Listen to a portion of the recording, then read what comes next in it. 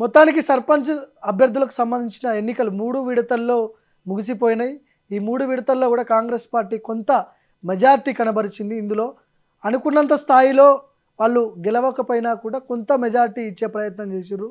60-40గా ఇక్కడ గెలుచుకోవడం జరిగింది. కొంత బీఆర్ఎస్ కూడా మంచి ఫైట్ ఇచ్చింది గ్రామాలలో. బీజేపీ ఒక 3-4 జిల్లాల్లో కొంత బీజేపీ వాళ్ళ ఆధిక్యం కనబరిచారు. ఇతరులు కూడా బాగానే పర్ఫార్మెన్స్ చేసిరు. ఒకసారి మనం చూద్దాం ఏ జిల్లాల్లో ఎంతమంది ఏ పార్టీకి సంబంధించిన అభ్యర్థులు మెజారిటీగా గెలిచారు అనే ప్రయత్నం ఒకసారి చూద్దాం. మనం ఇక్కడ ఆదిలాబాద్కి సంబంధించిన ఆదిలాబాద్ జిల్లాలో మొత్తం 151 స్థానాలు ఉంటే ఇక్కడ కాంగ్రెస్ 32 స్థానాలు సర్పంచ్ అభ్యర్థులు గెలిచిర్రు. బీఆర్ఎస్ 64 మంది బీఆర్ఎస్ అభ్యర్థులు గెలిచిరు సర్పంచులు. బీజేపీ 10 మంది గెలిచిరు, ఇతరులు 44 మంది గెలిచిరు. ఆదిలాబాద్ కొంత అక్కడ బీఆర్ఎస్ ఎడ్జ్ కనిపిస్తూ ఉంది. ఎందుకంటే ఆదిలాబాద్లో అక్కడ ఎంపీ గోడం నగేష్ ఉన్నాడు, బీజేపీ ఎంపీగా ఉన్నాడు. ఆయన ఎమ్మెల్యే పాయల్ శంకర్ ఉన్నాడు. ఇద్దరు బీజేపీకి సంబంధించిన ప్రజాప్రతినిధులు ఉన్నప్పటికీ కూడా ఇక్కడ బీఆర్ఎస్ ఆధిక్యం కనబడుతుంది. 64 మంది బీఆర్ఎస్ సర్పంచ్ అభ్యర్థులు అక్కడ గెలవడం జరిగింది. కుమరంభీం ఆసిఫాబాద్ జిల్లాలో 108 అభ్యర్థులు స్థానాలు ఉండగా అక్కడ 46 కాంగ్రెస్ గెలిచింది, 41 బీఆర్ఎస్ గెలిచింది, 9 బీజేపీ గెలిచింది, 9 మంది ఇతరులు ఇండిపెండెంట్లు గెలిచింది. ఇక్కడ కొంత బీఆర్ఎస్ వర్సెస్ కాంగ్రెస్ ఫైట్ కనిపిస్తూ ఉంది. ఇక్కడ దగ్గర ఒక 5 స్థానాలు ఏమో ఎక్కువ 5 మంది సర్పంచ్ అభ్యర్థులు కాంగ్రెస్ అభ్యర్థులు గెలవడం జరిగింది. ఇక్కడ కుమరంభీం ఆసిఫాబాద్ జిల్లాలో గోడం నగేష్ ఈయన ఎంపీగా ఆసిఫాబాద్ ఎంపీ గోడం నగేష్ ఉన్నాడు. అక్కడ కోవ లక్ష్మి ఉన్నది, అక్కడ బీఆర్ఎస్ ఎమ్మెల్యే, ఆమె బీఆర్ఎస్ ఎమ్మెల్యే ఉన్నది కాబట్టి కొంత ఇక్కడ కాంగ్రెస్కి పోటీ ఇవ్వడం జరిగింది.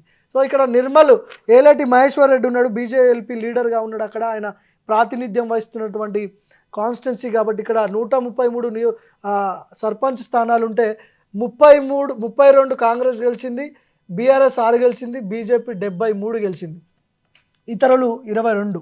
73 గెలిచింది ఏలేటి మహేశ్వర్ రెడ్డి. ఆయన కొంత సొంత ఇమేజ్తో గెలవడం జరిగింది అక్కడ కాన్స్టిట్యున్సీలో గతంలో కూడా. సో ఆయన ప్రభావం ఖచ్చితంగా ఉంటుంది కాబట్టి బీజేపీకి సంబంధించిన అభ్యర్థులు ఇక్కడ పర్ఫార్మెన్స్ ఇచ్చారు. కూడా 73 మంది సర్పంచ్ అభ్యర్థులు గెలిచారు బీజేపీ వాళ్ళు. మంచిర్యాల సంబంధించిన అక్కడ కాంగ్రెస్ ఎమ్మెల్యే ప్రేమ్ సాగర్ రావు ఉన్నాడు. అక్కడ 102 ఇక్కడ మొత్తం స్థానాలు ఉంటే 51 స్థానాలు 51 మంది కాంగ్రెస్ అభ్యర్థులు గెలిచిర్రు, 15 మంది బీఆర్ఎస్ సర్పంచ్ అభ్యర్థులు గెలిచిర్రు, బీజేపీ 0. ఇక్కడ 36 మంది ఇండిపెండెంట్లు గెలిచిర్రు. ఇతరులు ఇక్కడ ఇండిపెండెంట్లు ఇతరులు కొంత పర్ఫార్మెన్స్ ఎక్కువగా కనిపిస్తూ ఉంది మంచిర్యాల జిల్లాలో. సెకండ్ ప్లేస్లో ఇక్కడ ఇండిపెండెంట్ అభ్యర్థులే గెలిచిర్రు, బీఆర్ఎస్ లేదు, బీజేపీ లేదు. ఇక్కడ కాంగ్రెస్ మాత్రం 51 మంది సర్పంచ్ అభ్యర్థులు అక్కడ గెలవడం జరిగింది మంచిర్యాల జిల్లాలో. ప్రేమ్ సాగర్ రావు అక్కడ ఎమ్మెల్యేగా ఉన్నాడు. నిజామాబాద్ ఇక్కడ ధర్మపురి అరవింద్ ఎంపీగా ప్రాతినిధ్యం వహిస్తున్నటువంటి జిల్లా కాబట్టి సో ఇక్కడ 165 సర్పంచ్ అభ్యర్థి స్థానాలు ఉంటే 85 కాంగ్రెస్ గెలిచింది, బీఆర్ఎస్ 39 గెలిచింది, బీజేపీ 15 మాత్రమే గెలిచింది, ఇతరులు 26 గెలిచారు.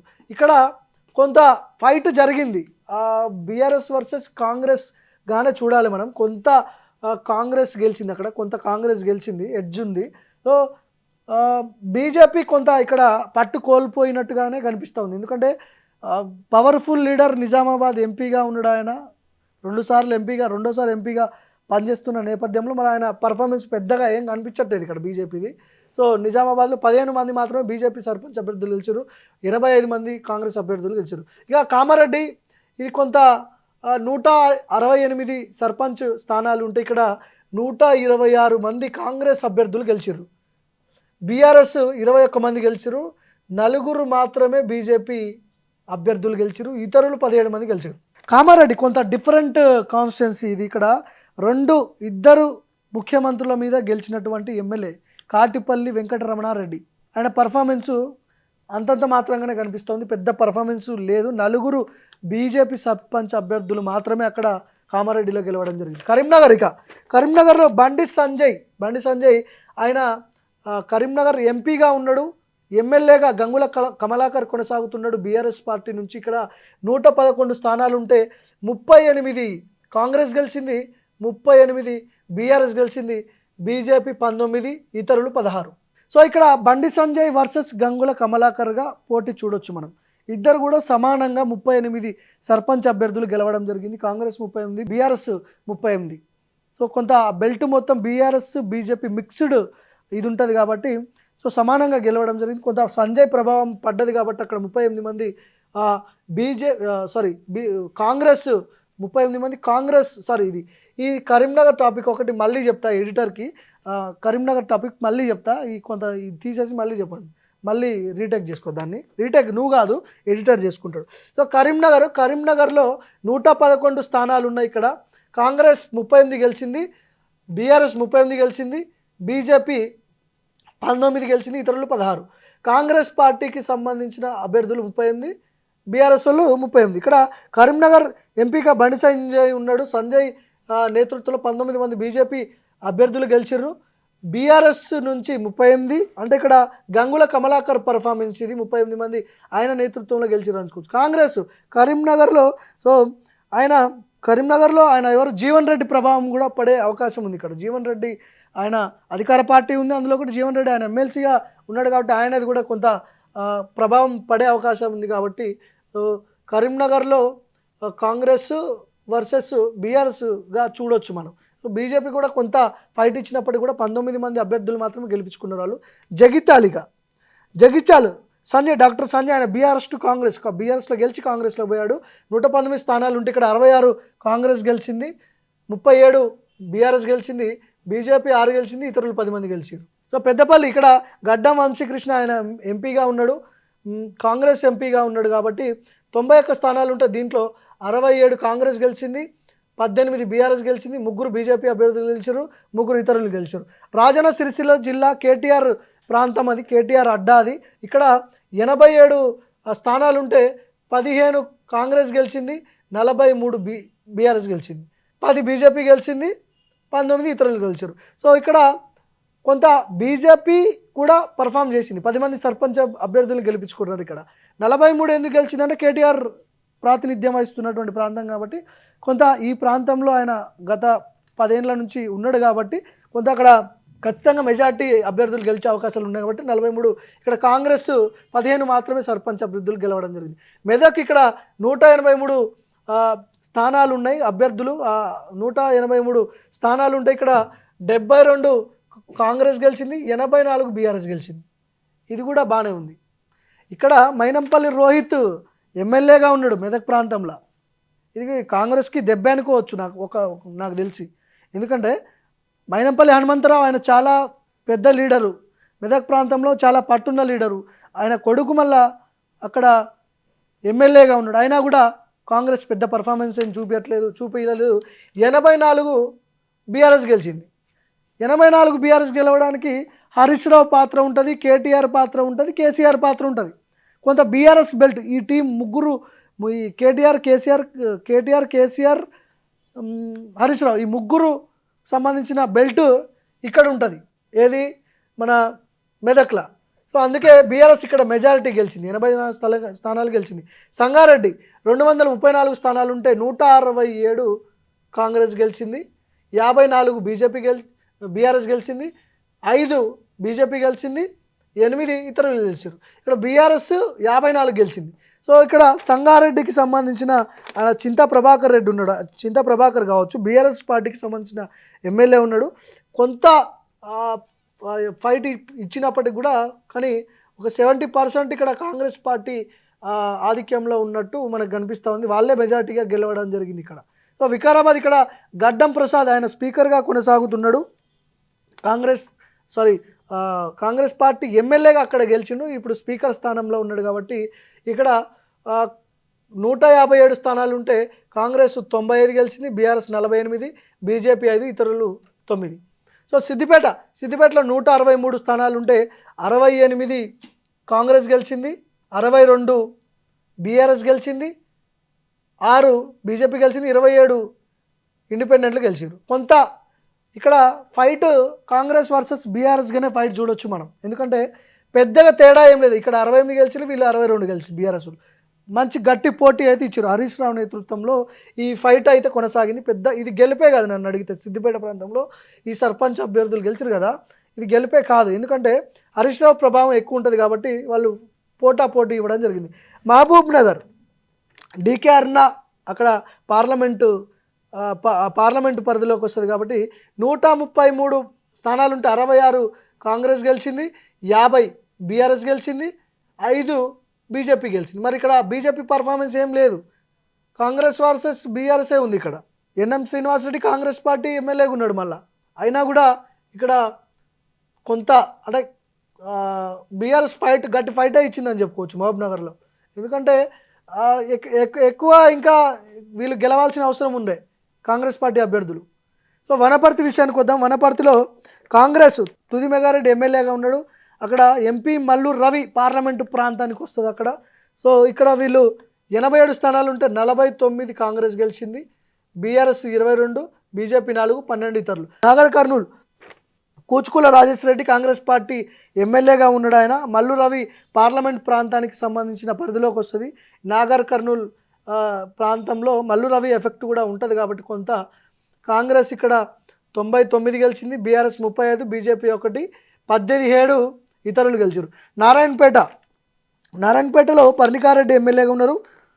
మంత్రి వాకిటి శ్రీహరి కూడా అక్కడ ఆ ప్రాంతానికి సంబంధించిన మంత్రిగా ఉన్నాడు కాబట్టి ఇక్కడ నారాయణపేటలో 110 ఉంటే స్థానాలు 57 కాంగ్రెస్ గెలిచింది, 27 బీఆర్ఎస్, 16 బీజేపీ, 10 మంది కొంత ఈ ఇతరులు గెలవడం జరిగింది. కొంత బీజేపీ కూడా కొంత పర్ఫార్మెన్స్ ఇచ్చే ప్రయత్నం చేసినప్పుడు కూడా పెద్దగా ఏం చేయలేదు. ఒక 16 మంది సర్పంచ్ అభ్యర్థులు గెలిచారు. జోగులాంబ గద్వాల జిల్లా. ఇక్కడ బండ్ల కృష్ణమోహన్ రెడ్డి ఈయన ఏ పార్టీలో ఉన్నాడో తెలియదు, కానీ ఇక్కడ బీఆర్ఎస్ ఆధిక్యంలో వాళ్ళు సర్పంచ్ అభ్యర్థులు ఎక్కువ మంది గెలిచారు బీఆర్ఎస్ నుంచి.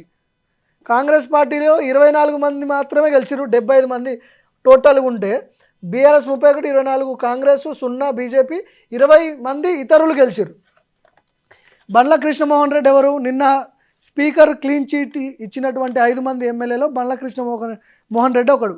రేవంత్ రెడ్డి కండావు కప్పుతాడు, కానీ నేను కాంగ్రెస్ పార్టీలో లేడని చెప్పి ఆయన అంటాడు. సో బండ్ల కృష్ణమోహన్ రెడ్డి కాంగ్రెస్ పార్టీలో ఉన్నా కూడా ఇక్కడ బీఆర్ఎస్ ఎక్కువ గెలిచింది. అంటే పార్టీ మారిండు కాబట్టి ఆ ఎఫెక్ట్ బండ్ల కృష్ణమోహన్ రెడ్డి మీద పడ్డది. ఇట్లాంటి వాళ్ళకి ఓట్లు వేస్తే భవిష్యత్తులో ఇబ్బంది పెడతారని చెప్పి బండ్ల కృష్ణమోహన్ రెడ్డికి వ్యతిరేకంగా సర్పంచ్ అభ్యర్థులు ఇక్కడ గెలవడం జరిగింది. బండ్ల కృష్ణమోహన్ రెడ్డి ఏ పార్టీలో ఉన్నాడు? కాంగ్రెస్లో ఉన్నాడు. గెలిచింది ఏంది 31 బీఆర్ఎస్ వాళ్ళు. వరంగల్ కడియం కావ్య వరంగల్ పార్లమెంటు సభ్యురాలు ఆమె. కడియం కావ్య అక్కడ ఉన్నది కాబట్టి నాయన్ రాజేందర్ అక్కడ ఎమ్మెల్యేగా ఉన్నాడు, కాంగ్రెస్ పార్టీకి సంబంధించిన ఎమ్మెల్యే. ఆయన 109 స్థానాలు ఉంటే 74 కాంగ్రెస్ గెలిచింది. ఎమ్మెల్యే కాంగ్రెసే, ఎంపీ కూడా కాంగ్రెసే కాబట్టి కొంత వీళ్ళు కొంత ఎక్కువ గెలిచారు. 74 మంది సర్పంచ్ అభ్యర్థులు గెలిచారు. హనుమకొండ ఇక్కడ నాయని రాజేందర్ రెడ్డి కాంగ్రెస్ పార్టీ ఎమ్మెల్యేగా ఉన్నాడు. 68 స్థానాలు ఉంటే 38 కాంగ్రెస్ గెలిచింది, 24 బీఆర్ఎస్ గెలిచింది, 3 బీజేపీ గెలిచింది, 3 ఇతరులు గెలిచారు. జనగామ పల్లారాజేశ్వర రెడ్డి ఆయన ఎమ్మెల్యేగా ఉన్నాడు. 91 స్థానాలు ఉంటే 50 కాంగ్రెస్ గెలిచింది, 38 బీఆర్ఎస్ గెలిచింది, 0 బీజేపీ, ఇతరులు 3. కొంత ఫైట్ ఇచ్చే ప్రయత్నం చేశారు బీఆర్ఎస్ వాళ్ళు ఇక్కడ. అంటే ఒక 12 మంది ఏమో అంతే. మెజార్టీగా అయితే కొంత కాంగ్రెస్ ఎడ్జ్ ఇచ్చింది. జయశంకర్ భూపాలపల్లి జిల్లా. ఇక్కడ గండ్ర సత్యనారాయణ రెడ్డి ఆయన కాంగ్రెస్ పార్టీ ఎమ్మెల్యేగా ఉన్నాడు. సో ఇక్కడ 81 స్థానాలు ఉంటే 56 కాంగ్రెస్ గెలిచింది, 19 బీఆర్ఎస్ గెలిచింది, బీజేపీ 1, ఇతరులు 5. ఇక మహబూబాబాద్ ఇక్కడ బలరాం నాయక్ ఎంపీగా ఉన్నాడు, ఎమ్మెల్యే మురళీ నాయక్ ఉన్నాడు. ఇద్దరు కూడా కాంగ్రెస్ పార్టీకి సంబంధించిన వాళ్ళే కాబట్టి 169 స్థానాల్లో 115 కాంగ్రెస్ గెలిచింది, 45 బీఆర్ఎస్ గెలిచింది, 0 బీజేపీ, 9 ఇతరులు. ములుగు సీతక్కకు సంబంధించిన నియోజకవర్గం. ఇక్కడ 174 ఉంటే స్థానాలు 84 కాంగ్రెస్ గెలిచింది, 48 బీఆర్ఎస్ గెలిచింది. అంటే కొంత మంచి ఫైట్ ఇచ్చినప్పటికి కూడా బీఆర్ఎస్ అభ్యర్థులు 48 గెలవడం అనేది మరి ఆశ్చర్యం. ఎందుకంటే కాంగ్రెస్ పార్టీకి సంబంధించిన మంత్రి అక్కడ ఉన్నది, సీతక్క గారు ఉన్నారు, ములుగు ప్రాంతం మొత్తం ఆమె హ్యాండ్ ఓవర్లో ఉన్నప్పటికీ కూడా బీఆర్ఎస్ పార్టీకి 48 మంది సర్పంచులు గెలిపించారు. 30 ఇక్కడ బీజేపీ కూడా కొంత పర్ఫార్మెన్స్ చూపించింది. ములుగు ప్రాంతంలో 46 సీట్లుంటే 46 స్థానాలు ఉంటే 30 కాంగ్రెస్ గెలిచింది, 8 బీఆర్ఎస్ గెలిచింది, 1 బీజేపీ గెలిచింది, 7 ఇతరులు గెలిచారు. సో రంగారెడ్డికి సంబంధించిన రంగారెడ్డికి సంబంధించిన జిల్లాలో 174 ఉంటే 84 కాంగ్రెస్ గెలిచింది, 48 బీఆర్ఎస్ గెలిచింది, 30 బీజేపీ గెలిచింది. కొంత బీజేపీ ప్రభావం పడ్డది ఇక్కడ. 11 మంది ఇతరులు గెలిచారు. నల్గొండ 269 స్థానాలు ఉంటే 178 కాంగ్రెస్ పార్టీకి సంబంధించిన అభ్యర్థులు సర్పంచ్ అభ్యర్థులు గెలిచారు, 58 బీఆర్ఎస్ వాళ్ళు గెలిచారు. నల్గొండ ప్రాంతం మొత్తం కూడా కాంగ్రెస్ కంచుకోట అయినప్పటికీ కూడా 58 మంది సర్పంచులు గెలిచారు బీఆర్ఎస్ అభ్యర్థులు. ఇక్కడ ఉత్తమ్ కుమార్ రెడ్డి ఉంటాడు, కోమటిరెడ్డి వెంకటరెడ్డి ఉంటాడు, రాజగోపాల్ రెడ్డి ఉంటాడు. ఇంతమంది ఉన్నప్పటికి కూడా బీఆర్ఎస్ సర్పంచులు 58 మంది గెలిచారు. బీజేపీ సర్పంచ్ అభ్యర్థులు 37 మంది ఇతరులు గెలిచారు నల్గొండలో ఇండిపెండెంట్ అభ్యర్థులు. సూర్యాపేట 146 మంది ఇక్కడ స్థానాలు ఉంటే 146 స్థానాలు ఉంటే 103 మంది ఇక్కడ గెలవడం జరిగింది కాంగ్రెస్ అభ్యర్థులు. 34 మంది బీఆర్ఎస్ వాళ్ళు కూడా బాగానే పర్ఫామ్ చేశారు సూర్యాపేట జిల్లాలో, కోదాడ ఆ ప్రాంతంలో. సో బీజేపీ 9 మంది ఇతరులు గెలిచారు. యాదాద్రి భువనగిరి జిల్లా 124 స్థానాలు ఉంటే ఇక్కడ 72 కాంగ్రెస్ గెలిచింది, 36 బీఆర్ఎస్ గెలిచింది, 7 బీజేపీ గెలిచింది, ఇతరులు 9 మంది గెలిచారు. ఇక్కడ చామల కిరణ్ కుమార్ రెడ్డి ఎంపీగా ఉన్నాడు, కుంభం అనిల్ కుమార్ రెడ్డి ఎమ్మెల్యేగా ఉన్నాడు. ఇద్దరు కాంగ్రెస్ పార్టీకి సంబంధించిన ప్రజాప్రతినిధులు కాబట్టి కొంత ఎడ్జ్ ఇచ్చింది. ఇక్కడ ఎడ్జ్ ఇచ్చినప్పటికీ కూడా ఇద్దరు ప్రజాప్రతినిధులు కాంగ్రెస్ పార్టీ వాళ్ళు ఉన్నప్పటికీ కూడా 36 మంది బీఆర్ఎస్ వాళ్ళు గెలిచారు. ఇక్కడ బీఆర్ఎస్ వాళ్ళు 36 మంది గెలిచారు, 7 బీజేపీ వాళ్ళు గెలిచారు. ఖమ్మం 191 స్థానాలు ఉంటే 128 మంది కాంగ్రెస్ వాళ్ళు గెలిచారు. సాధారణంగా గెలుస్తారు, ఎందుకంటే అక్కడ 129 మంది కాంగ్రెస్ వాళ్ళు గెలిస్తే 44 మంది సర్పంచ్ అభ్యర్థులు బీఆర్ఎస్ వాళ్ళు గెలిచారు, 0 బీజేపీ, 17 మంది ఇతరులు. ఇక్కడ 129 మంది గెలిచిర్రు అంటే ఈ లెక్క చూడొద్దు, మనం ఈ లెక్క చూడాలి. బీఆర్ఎస్ వాళ్ళు ఎంతమంది గెలిచింటారు అనేది మనకి పాయింట్. ఎందుకంటే అక్కడ ఒక డిప్యూటీ సీఎం పొంగులేటి శ్రీనివాసరెడ్డి మంత్రి, తుమ్మల నాగేశ్వరరావు మంత్రి, 2 మంత్రులు, 2 మంత్రులు, ఒక డిప్యూటీ సీఎం ఉన్నప్పటికీ కూడా 44 మంది బీఆర్ఎస్ అభ్యర్థులు సర్పంచ్ అభ్యర్థులు గెలవడం అనేది మామూలు విషయం కాదు. భద్రాద్రి కొత్తగూడెం జిల్లా ఇక్కడ కూనంనేని సాంబశివరావు ఆయన సిపిఐ ఎమ్మెల్యేగా ఉన్నాడు. 156 స్థానాలు ఉంటే 101 స్థానం ఇక్కడ కాంగ్రెస్ గెలిచింది. సిపిఐ మద్దతుదారుల ఓట్లన్నీ కూడా, సిపిఐకి సంబంధించిన ఓట్లన్నీ కూడా కాంగ్రెస్ పార్టీ పడ్డం వల్ల ఇక్కడ మెజార్టీగా వీళ్ళు గెలవడం జరిగింది. కొలాబరేషన్లో ఉన్నారు కాబట్టి సిపిఐ పొత్తులో భాగంగా సిపిఐకి సీట్ అక్కడ కాంగ్రెస్ ఇచ్చింది కాబట్టి సిపిఐకి కమ్యూనిస్టు పార్టీలు అన్నీ కూడా సో లోకల్ బాడీ ఎన్నికల్లో కాంగ్రెస్కి సపోర్ట్ చేసిన 101 మెజార్టీ స్థానాలు కొట్టినాయి. 19 బీఆర్ఎస్, 0 బీజేపీ, 35 ఇతరులు గెలిచారు. ఇతరులు కూడా బాగానే పర్ఫామ్ చేశారు.